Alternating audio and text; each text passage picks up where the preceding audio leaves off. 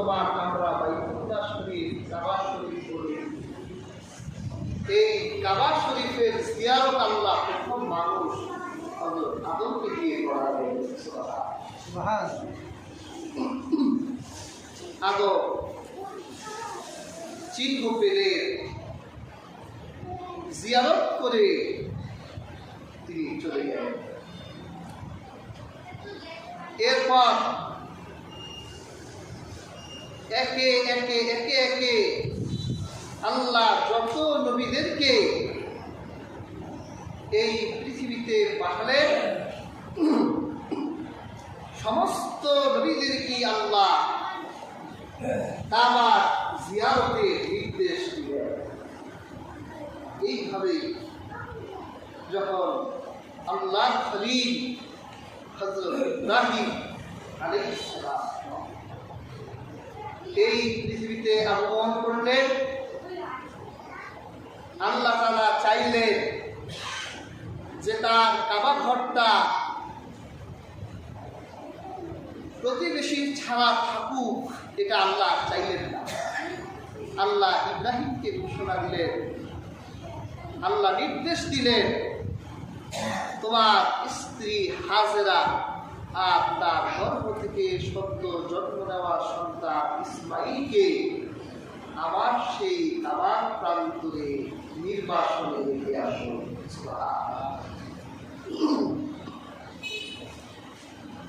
আল্লাহ নবী হযরত ইব্রাহিম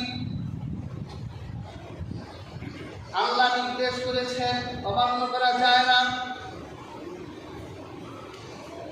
সদ্য জন্ম নেওয়া সন্তানটিকে নিয়ে হযরত ইব্রাহিম, এক বর্ণনায় এসছে হযরত জিবরিল আলাইহিস সালাম তার ড্রাইভার বলে, এরপর হযরত ইব্রাহিমকে রাস্তা দেখাতে দেখাতে আল্লাহ পবিত্র খানা কাবার প্রান্তরে এসে হাজির হলেন।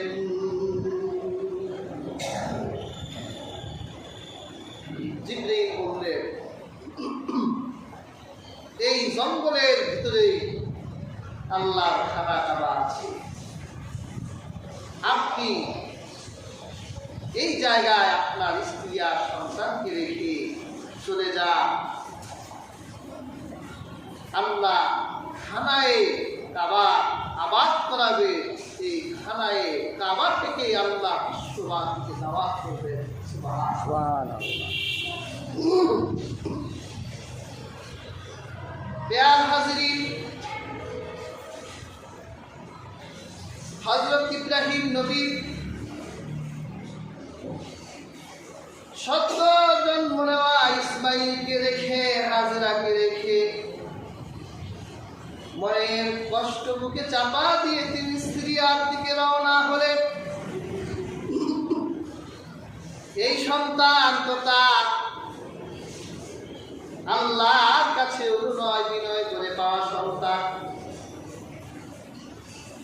ইব্রাহিম বৃদ্ধ বয়স পর্যন্ত সন্তানহীন ছিলেন, আল্লাহর কাছে দোয়া করতেন, রব্বি হাবলি মিনাস সালিহিন,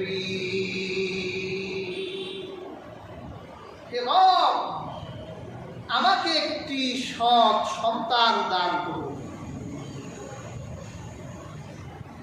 আমরা তো সন্তান না হলে পাগল হয়ে যায়, ঠিক না?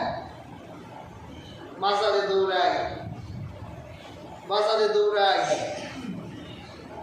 পীর ফকির হুজুর, পুরো জায়গা আর বাদ রাখি না। তারপর দোয়া করতে থাকি, দোয়া করতে করতে এক সময় আমরা ক্লান্ত হয়ে যাই। কিন্তু ইব্রাহিম 10 বছর, 20 বছর, 30 বছর দোয়া করতেই আছে, রব্বি হাবলি মিনাস সালিহিন, ক্লান্ত হচ্ছে। অবশেষে আল্লাহ পাক ইব্রাহিমের ঘরে সুসংবাদ দিলেন, ফাবাশশারনাহু বিগুলামিন হালিম। ইব্রাহিম হতাশ হলি না। বছরের পর বছর, যুগের পর যুগ আমার কাছে সন্তান চাইতেই লাগলি। যাদের ইব্রাহিম এমন এক সন্তানের সুসংবাদ দিলাম, যে সন্তান হবে ধৈর্যশীল, ধৈর্যের প্রতীক হবে তোর সেই সন্তান। সন্তানটা দিলে ইব্রাহিমের মনটা ভরে গেছে না? সন্তান পাওয়ার পর ইব্রাহিম 1 বছর সন্তান কাছে রাখতে পারল না। আল্লাহ আমার নির্দেশ দিলেন, আমার অহংকার শহর আবার করব, তোর সাধের সন্তান সহ স্ত্রী তুই শহরে রেখে আসলো। কিন্তু এখন আর যেতে মন চায়।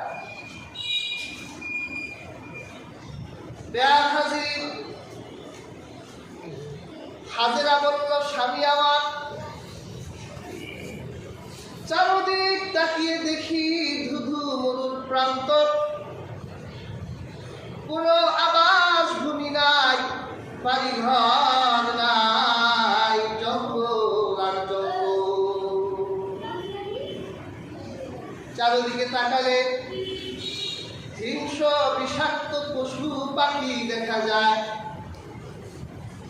এই শহরে আপনি যদি আমাকে রেখে যান, এই সন্তান সহ সাহস করে কেমন করে আমি এখানে জীবন যাপন করব? আপনি কি আমাকে আল্লাহ সাপোর্ট দিয়ে রেখে যাচ্ছেন? ইব্রাহিমের কণ্ঠ বাকরুদ্ধ, জবাব দিতে পারছেন না।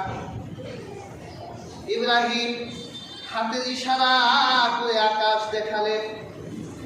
হাজেরা বুঝতে পারলো আল্লাহ সাপোর্টে রেখে যাচ্ছে।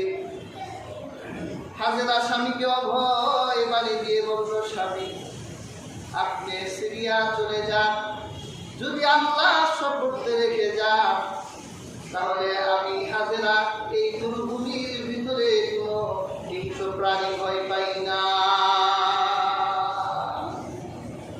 আপনি চলে যান। হযরত ইব্রাহিম পথ চলতে চলতে আরবের তুবা এলাকায় গিয়ে সন্তানের ভালোবাসায় তুবা এলাকা থেকে মক্কার দিকে একটা নজর করলেন। ছোট্ট স্ত্রী আর সন্তানকে খুব ছোট দেখা যায় দূর পাহাড় থেকে। নজর করে আকাশের দিকে তাকিয়ে আল্লাহ রাব্বুল আলামিনকে দেখে বললেন, রব্বানা ইন্নী আসকানতু মিন যুররিয়্যাতি বিওয়াদিন গায়রি যী যার'ইন ইনদা বাইতিকাল মুহাররাম রব্বানা লিয়ুকিমুস সালাতা ফাজআল আফইদাতাম মিনান নাসি তাহওয়ি ইলাইহিম ওয়ারযুকহুম মিনাস সামারাতি লাআল্লাহুম ইয়াশকুরুন। আল্লাহকে দেখে বললেন, হে আল্লাহ, আমি আপনার সম্মানিত ঘরের সামনে আমার বংশধরদের মধ্য থেকে ফল ফসলহীন এই প্রান্তরে আমার একজন বংশের মানুষকে রেখে গেলাম। আপনি আমার সাথে ওয়াদা দেন, যদি আমার বংশের এই সন্তান নামাজ কায়েম করে তাহলে গোটা পৃথিবীর মানুষকে আপনি শহরের দিকে ছুটাই দিবেন। মানুষের আকর্ষণ যাতে শহরের দিকে ঝুঁকে যায়, আর আপনি ফল আর ফসল দিয়ে যদি তাদের খাবারের ব্যবস্থা করেন তাহলে আপনি আমার সন্তানদেরকে অকৃতজ্ঞ পাবেন না। আমার সন্তানগুলো আপনার শুকরগুজার করবে। এই কথা বলে দূর থেকে ইব্রাহিম এই দোয়া করে তিনি চলে গেলেন। এরপর সন্তানের কথা মনে হলেই তিনি বারবার এই শহরে আসতেন। সদ্য জন্ম নেওয়া শিশুটা দেখে যেতেন, হাজেরা কি করছে দেখে যেতেন। আল্লাহ পাক গত জুমায় আলোচনা করেছিলাম যে যখন হাজেরা পানি আর খাবার ফুরিয়ে গিয়েছিল, আমার আল্লাহ তাকে জমজমের পানি উপহার দিয়েছিলেন। পেয়ার হাজিরি, হাজেরা পানি পেল জমজম। জমজম এমন এক পানি, এটা শুধু পানি নয়, কেউ যদি জমজমের পানি খায় তাহলে আল্লাহ জমজমের পানির ভিতরে খাবারের স্বাদ রেখে দিয়েছেন। কোন মানুষ জমজমের পানি খেলে আমার আল্লাহ প্রধান যাতনাও তার হৃদয় থেকে ঘুরিয়ে দেয়। জমজমের পানি খেলে প্রধান যন্ত্রণাও থাকে না।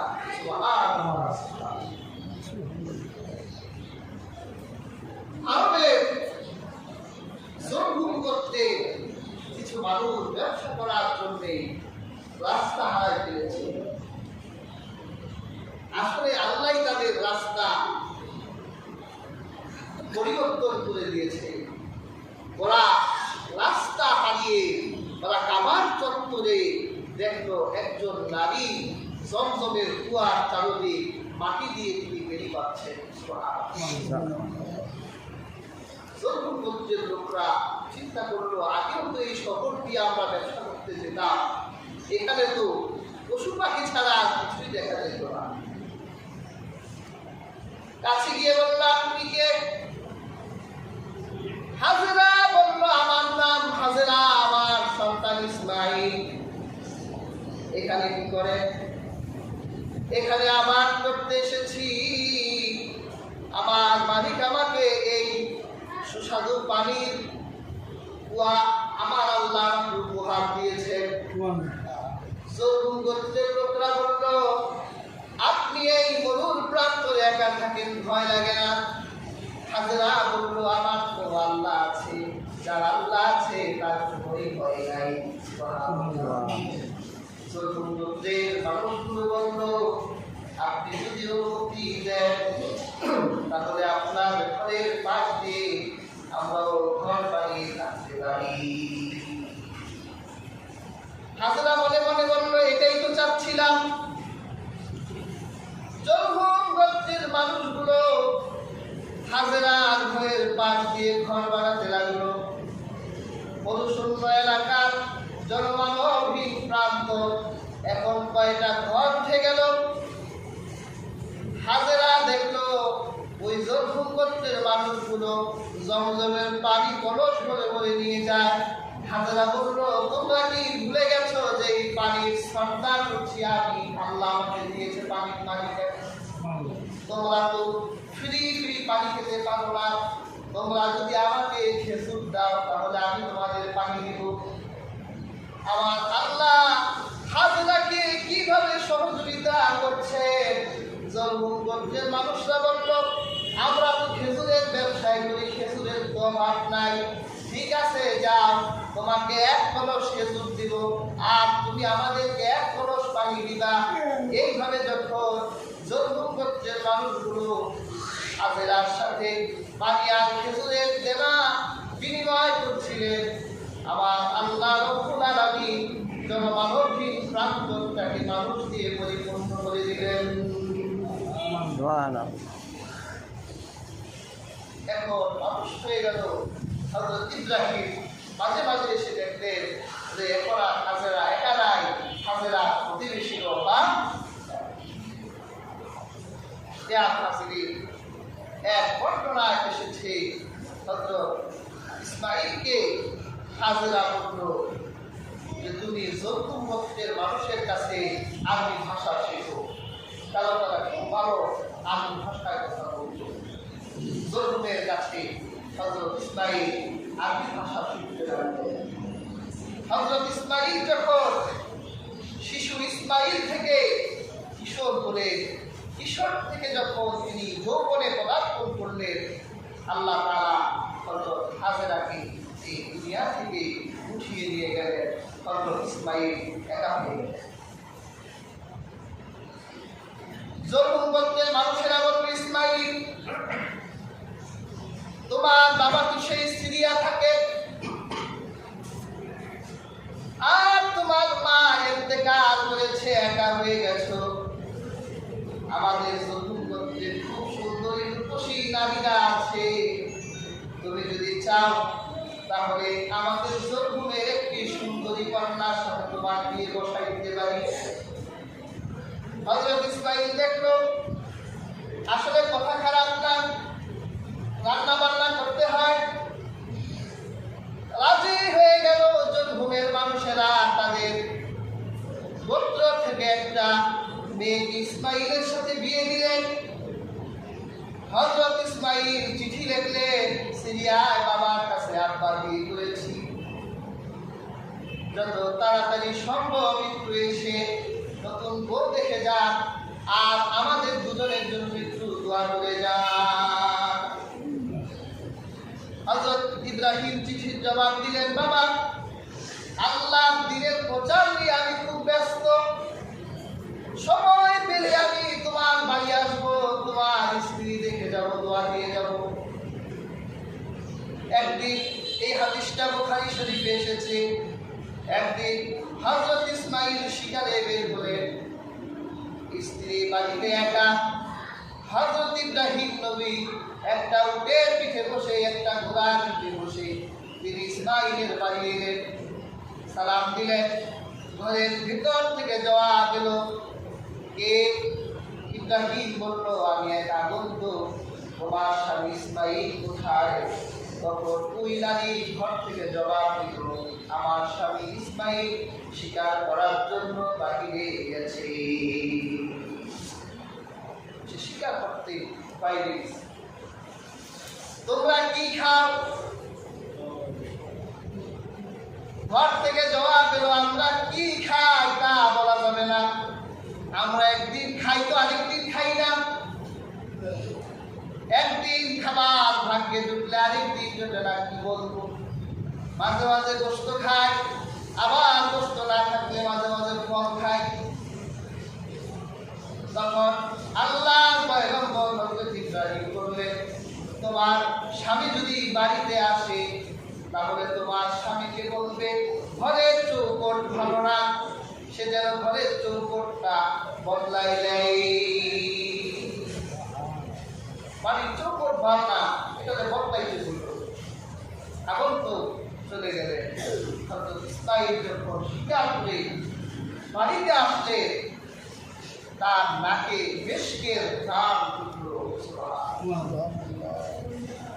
স্ত্রীকে ডেকে বলল, আমার বাড়িতে সম্ভবত কোনো নবী এসেছে।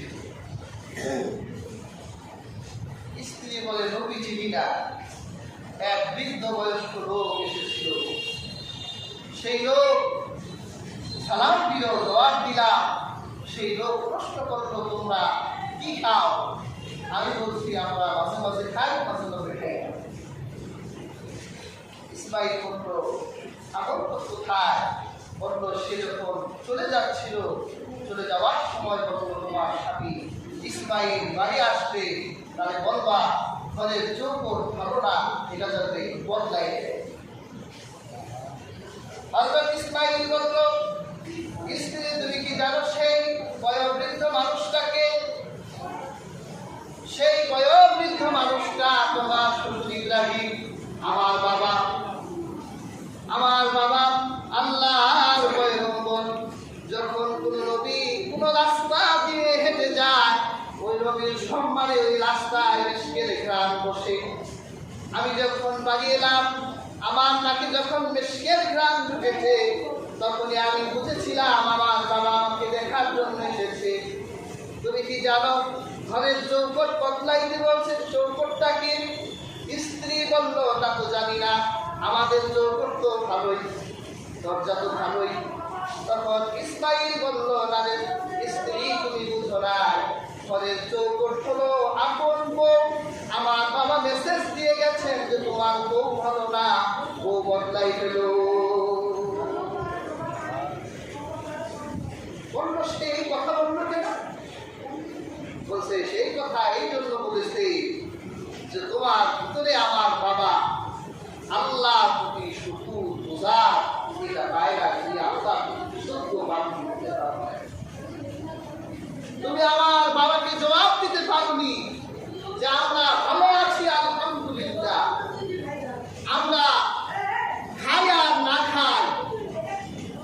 আমরা ভালোই আছি, আল্লাহ আমাদের ঘরে সুখ এনেছে। এই সুখটা তুমি আমার মহান মনি আল্লাহর সামনে উপস্থাপন করতে পারো।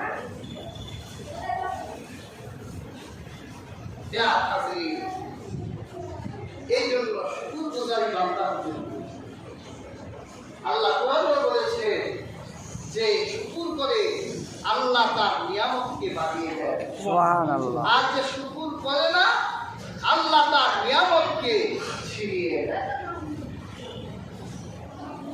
আমরা তো আল্লাহ শুকর গুজার বান্দা হতে পারি না।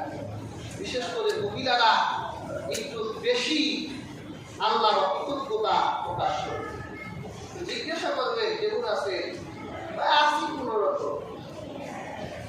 অথচ ঘরে ফ্রিজ আছে, টেলিভিশন আছে, কোনো কিছুর অভাব নাই, তারপরেও তার অভিযোগ তার ঘরে কিছুই নেই।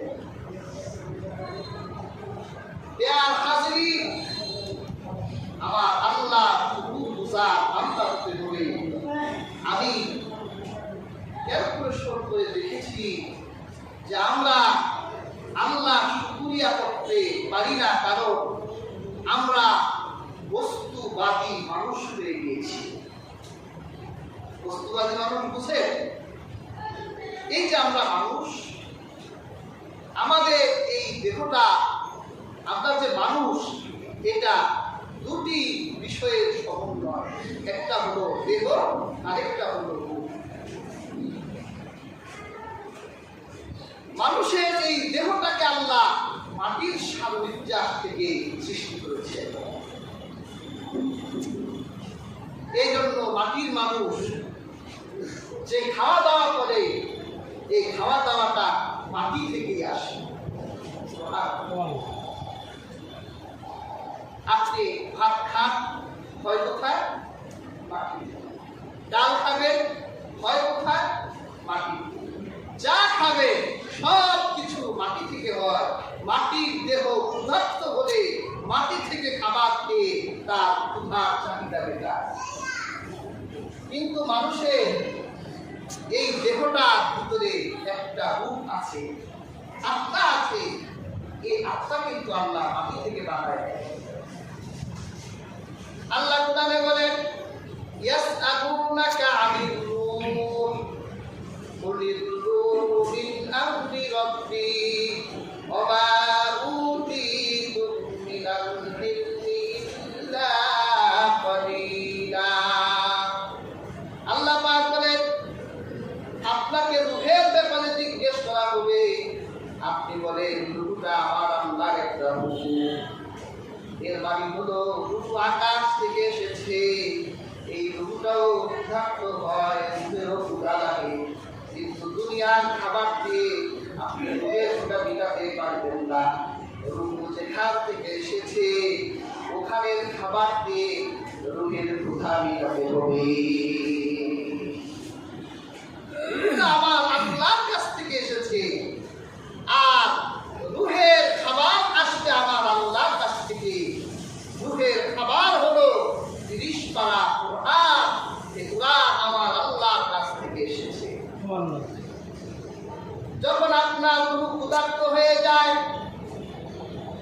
আপনি যদি এই রূহকে খাবার না দেন, আপনি যদি এই রূহকে কুরআন না শোনান, কুরআনের মজলিসে এই রূহকে না বসান, কুরআনের সাথে যদি এই রূহকে সম্বন্ধ না করান, তাহলে আপনার রূহটা দুর্বল হতে থাকবে।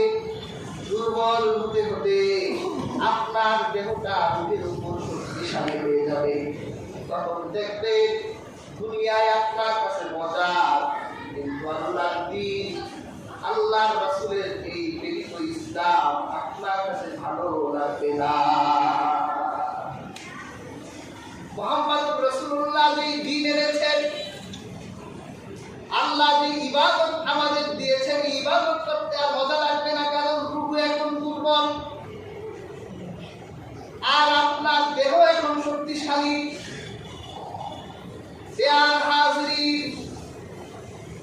যখন আপনার রূহটা দুর্বল হয়ে যাবে, তখন আপনি আল্লাহ শুকরগুজারি বান্দাও হতে পারবেন না, আল্লাহ শুকরিয়া আদায় করতে পারবেন না। সেই জন্য প্রিয় হাজিরিন, আমাদের প্রত্যেকের শুকরগুজারি হতে হবে।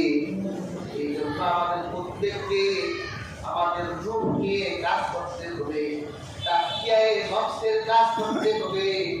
আমাদের রূপকে আল্লাহ কোরআনের নূরের আয়াত দিয়ে আমাদের রূপকে কুরআনি করে দিতে হবে।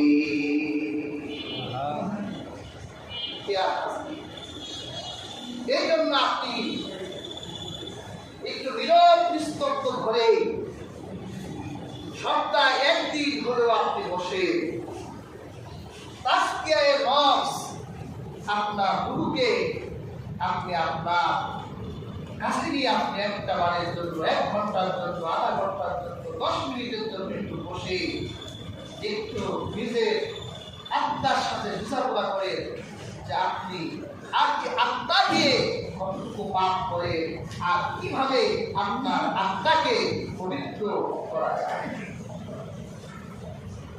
একটু কোরআনের মজলিসে বসে একটু কোরআনের হামিদ আলেম ওলামাদের কাছে গিয়ে আজকে নফসের তালিম দেন, হক্কানি পীর বুজুর্গদের কাছ থেকে তালিম তরবিয়ত নিয়ে আপনার রুহে রুহানি ইলহামি কাজ করাইতে থাকে। তাহলে দেখবে আপনার রূহ যখন শক্তিশালী হয়ে যাবে আর আপনার দেহ যখন দুর্বল হয়ে যাবে, তখন আপনি সব জায়গায় আল্লাহর অস্তিত্বই দেখতে পাবেন। গাছের দিকে তাকাবেন, দেখবেন গাছের ভিতরে আমার আল্লাহর অস্তিত্ব। মাছের দিকে তাকাবেন, দেখবেন মাছের ভিতরে আমার আল্লাহর অস্তিত্ব। সব জায়গায় আল্লাহর অস্তিত্ব অবলম্বন করতে পারবেন, তখনই আপনি শুকরগুজারি বান্দা হতে পারবেন। প্রিয় হাজিরিন, হযরত ইসমাঈল নবীর বউ শুকরগুজার করলো না, এই জন্য হযরত ইব্রাহিম যাওয়ার সময় বলে গেল, তোমার ঘরে চৌকট ঘটনা, চৌকট বদলাও। হযরত ইসমাঈল এক মুহূর্ত দেরি করলেন, তার স্ত্রী তালাক দিলেন। এরপর তিনি আরেকটা বিয়ে করলেন, আবার বাবার কাছে চিঠি লিখলেন, আব্বা নতুন এক বিয়ে করেছি, সময় সুযোগ হলে একবারের জন্য বউ দেখে যেও আর আমাদের জন্য একটু দোয়া করে দেও।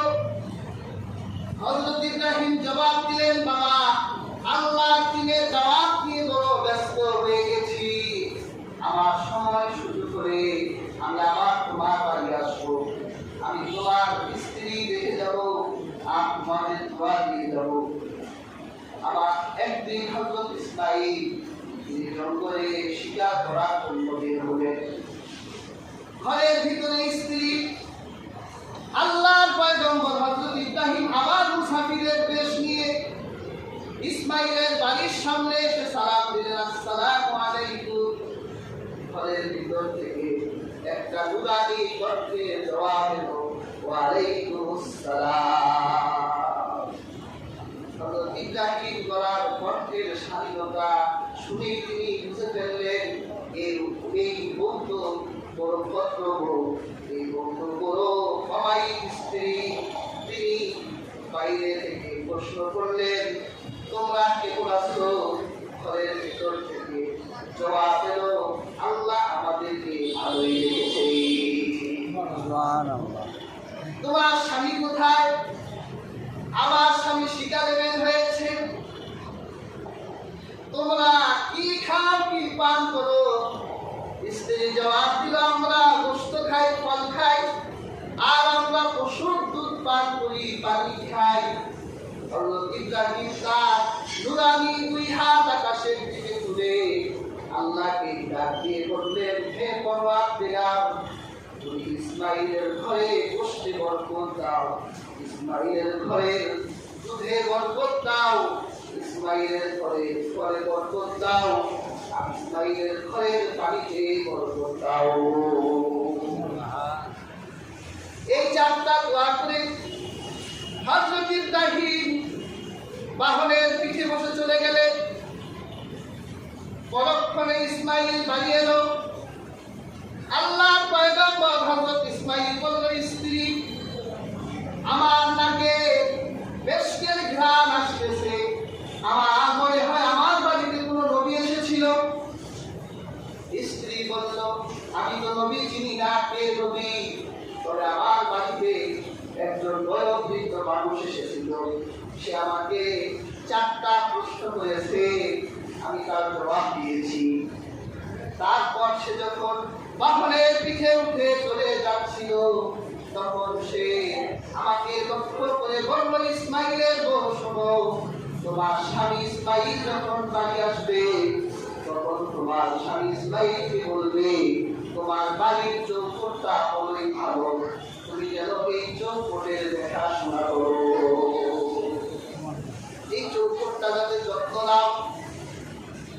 হযরত ইসমাইল বলল, স্ত্রী আমার শোনো, তুমি কি জানো সেই বয়োবৃদ্ধ মানুষটা কে ছিল? স্ত্রী বলল, আমি তো চিনি না সে কে ছিল। সে আল্লাহর পয়গম্বর, আমার বাবা তোমার শ্বশুর হযরত ইব্রাহিম নবী ছিলেন। আর চৌকট বলতে তোমাকে বুঝিয়েছে যে বাবা ইসমাইল এইবার তোমার ভালো বউ করেছে, এই বউকে দেখাশোনা করবা, যত্ন নিবা। প্রিয় হাজিরিন, হযরত ইসমাইল এইভাবে একদিন বাসায় কাজ করছিলেন। হঠাৎ করে আমার ইব্রাহিম ছেলেকে দেখার জন্য মক্কা এলেন। এসে যখন দেখলেন সন্তান গৃহস্থালির কাজ করছে, আল্লাহর পয়গম্বর বাহন থেকে নামলেন। হযরত ইসমাইলের চোখে যখন ইব্রাহিম পড়ল, বাবা ছেলের দীর্ঘদিনের না দেখা পিতাকে দেখে হযরত ইসমাইলের বুকটা আনন্দে ভরে গেল। দুজনে কান্না বিচলিত কণ্ঠে মিলন হলো। হযরত ইব্রাহিম বলল, বাবা তোমার সাথে রাত্র যাপন করার জন্য এসেছি, একটা রাত তোমার সাথে থাকবো। হযরত ইসমাইল বলল, বাবা এটা তো আমার জন্য বড়ই সৌভাগ্যের, আপনি আমার সাথে থাকেন। রাতের বেলা হযরত ইব্রাহিম তার ছেলেকে উঠাই বলল, বাবা আল্লাহ আমাকে একটা নির্দেশ দিয়েছে, আমি ওই নির্দেশ তোমাকে জানাবার জন্য এসেছি। হযরত ইসমাইল বলল, আব্বা আল্লাহ কি বলেছেন আপনি আমাকে বলেন। তখন হযরত ইব্রাহিম বলল, বাবা এই যে ভাঙ্গাচোরা খানায়ে কাবা দেখতে পাচ্ছ, আমার আল্লাহ নির্দেশ দিয়েছেন তোমার সন্তান এখন বড় হয়ে গেছে, এই সন্তানকে সাথে নিয়ে আমার এই খানায়ে কাবাটা তুমি সুন্দর করে নির্মাণ করো। আমার আল্লাহ আমার দ্বারা এই খানায়ে কাবাকে আমার আল্লাহ প্রতিষ্ঠা করতে চান। তুমি যদি আমাকে ভরসা দাও, তাহলে আমরা বাপ ছেলে রাজমিস্ত্রির কাজ করতে পারি। ইসমাইল বলল, বাবা এটা তো বড়ই খুশির সংবাদ, আমরা খানায়ে কাবা বানাবো। কি জন্য বানাবো? হযরত ইব্রাহিম বলল, বাবা এই জন্য বানাবো যে আমার আল্লাহ চান তিনি আমাকে এই খানায়ে কাবার মুয়াজ্জিন করে একটা আযান দেওয়াবেন। আমি খানায়ে কাবা বানিয়ে ওই খানা কাবার ছাদের উপর উঠে একটা আযান দিব, ওই আযান আল্লাহ রূহের জগতে পৌঁছাই দিবে, ওই আযান প্রত্যেক মায়ের গর্ভে পৌঁছাই দিবে। কিয়ামত পর্যন্ত যত মানুষ আসবে আল্লাহ তাদের কানে পৌঁছাই দিবে। ওই আযান হলো হজের আযান। ইয়া হাজিরিন, রাহমাতুল লিল আলামিন বলেছে, হযরত ইব্রাহিম যখন খানা কাবা বানালেন, তিনি যখন খানায়ে কাবার উঠে আযান দিলেন, আমার নবী বলে এই আযান যাদের কানে পৌঁছিয়েছে তারা মায়ের গর্ভ থেকে জবাব দিল, লাব্বাইক ইয়া আল্লাহ। রূহের জগৎ থেকে জবাব দিল, লাব্বাইক ইয়া আল্লাহ। আল্লাহর নবী বলে যারা লাব্বাইক বলেছে আল্লাহ তাদের জীবনে একবার হলেও খানা কাবার মেহমান বানাবে। ইয়া হাজির, আল্লাহর কাছে বেশি বেশি দোয়া করবেন, আল্লাহ রূহের জগতে যেন আমিও লাব্বাইক বলে থাকি, তাহলে পুরো এক হজের বছরে আমার রহমতের নবী থেকে আপনাকে খানায় কাবার মেহমান বানাইবে। আল্লাহ তাআলা আমাদের প্রত্যেককে যেন হাজির হওয়ার মর্যাদা দান করুন। আমিন।